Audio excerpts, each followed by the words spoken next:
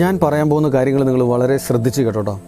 എനിക്കും നിങ്ങൾക്കും വെളിച്ചം നാച്ചുറലി തന്നുകൊണ്ടിരിക്കുന്ന സൂര്യൻ എന്ന് പറയുന്ന സ്റ്റാർ, അത് നമ്മുടെ ഗാലക്സിയെ ചുറ്റിക്കൊണ്ടിരിക്കുന്നുണ്ട് നമുക്കറിയാം. അതിൻ്റെ വേഗത എന്ന് പറയുന്നത് ഒരു സെക്കൻഡിൽ 220 കിലോമീറ്ററാണ്. അത്രയും വേഗത്തിലാണ് ഗാലക്സിയെ നമ്മുടെ സൂര്യൻ ചുറ്റിക്കൊണ്ടിരിക്കുന്നത്.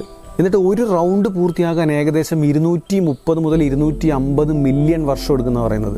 അതിനെ ഒരു ഗാലക്റ്റിക് ഇയർ എന്നാണ് നമ്മൾ വിളിക്കാറുള്ളത്. ഇനി ഒരു ഇൻട്രസ്റ്റിംഗ് ആയിട്ടുള്ള ഒരു ഫാക്റ്റ് ഉണ്ട്. നമ്മുടെ സൂര്യൻ്റെ പ്രായം എന്ന് പറയുന്നത് ഏകദേശം 4.5 അല്ലെങ്കിൽ 4.6 ബില്യൺ വർഷം, 450 കോടി വർഷത്തെ വയസ്സുണ്ട് സൂര്യന്. സൂര്യൻ ഉണ്ടായതിന് ശേഷം ഇത് നമ്മുടെ ഗാലക്സിയെ ചുറ്റുന്നത് 20ാമത്തെ പ്രാവശ്യമാണെന്നാണ് പറയുന്നത്. നമ്മളിപ്പോൾ ജീവിച്ചിരിക്കുന്ന ഈ കാലയളവിൽ 21ാമത്തെ റൗണ്ട് സൂര്യൻ ഈ ഗാലക്സിയെ ചുറ്റിക്കൊണ്ടിരിക്കുകയാണ്. വെറും 21ാമത്തെ റൗണ്ട്.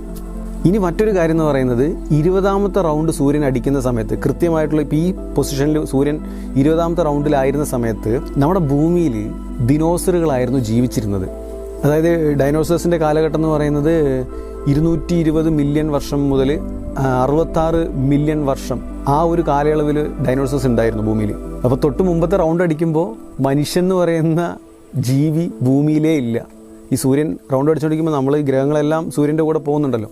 അപ്പോൾ ഈ അടുത്ത റൗണ്ടിൽ എന്ത് സംഭവിക്കുന്നു നമുക്ക് പറയാൻ പറ്റില്ല. അടുത്ത റൗണ്ടിന് വീണ്ടും ഒരു 230 മുതൽ 250 വർഷം എടുക്കുകയാണ്, മില്യൺ വർഷം. നമ്മുടെ ഗാലക്സിയുടെ വലുപ്പം ഒന്ന് ആലോചിച്ച് നോക്കുക. അതായത് ഗാലക്സിയുടെ സെൻട്രലിൽ നിന്നും ഏകദേശം 25,000 പ്രകാശ വർഷം അകലെ സ്ഥിതി ചെയ്യുന്ന സ്റ്റാറാണ് സൂര്യൻ എന്ന് പറയുന്നത്. പിന്നെ ഈ സൂര്യൻ്റെ ഈ ഗാലക്സിയിലൂടെയുള്ള പോക്ക് എന്ന് പറയുന്നത് നമ്മൾ വിചാരിക്കുന്ന പോലെ കൃത്യമായ ഒരു റൗണ്ട് ഷേപ്പൊന്നുമല്ല.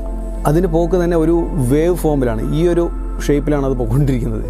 പക്ഷേ നമ്മൾ തിരമാലകളിൽ ഒരു ഫുട്ബോൾ എടുത്ത് ഒരു തിരമാലയിൽ ഇട്ട് കഴിയുമ്പോൾ ആ തിരമാലയുടെ ഇതിനനുസരിച്ചിട്ട് ഫുട്ബോൾ ഇങ്ങനെ മൂവ് ആവില്ലേ, എന്ന പോലെ നമ്മൾ സങ്കല്പിക്കും. പക്ഷെ അതുപോലെയുള്ള പെട്ടെന്നുണ്ടാവുന്ന ഒരു ക്വിക്കായിട്ടുള്ളൊരു മൂവ്മെൻ്റ് അല്ല. ആ ഒരു വേവ് ഫോം എന്ന് പറയുന്നത് ചിലപ്പോൾ ഒരു 60 മില്യൺ വർഷമൊക്കെ എടുത്തിട്ടാണ് ആ ഒരു ഷേപ്പിലേക്ക് ഇങ്ങനെ മാറി മാറി മാറി മാറി ഇങ്ങനെ പൊയ്ക്കൊണ്ടിരിക്കുന്നതെന്ന് പറയുന്നത്.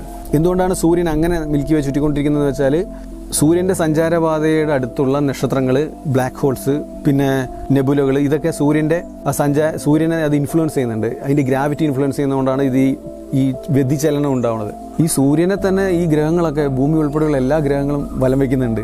നമ്മൾ എത്രമാത്രം ചലനങ്ങളുടെ ഇടയിൽ ഒരു അനക്കവും ഇല്ലാതെ ഇങ്ങനെ ഇരിക്കുകയാണ്, വളരെ സമാധാനത്തോടു കൂടിയിട്ട്. എല്ലാം എന്ത് മനോഹരമായിട്ടുള്ള അത്ഭുതമാണ് അല്ലേ.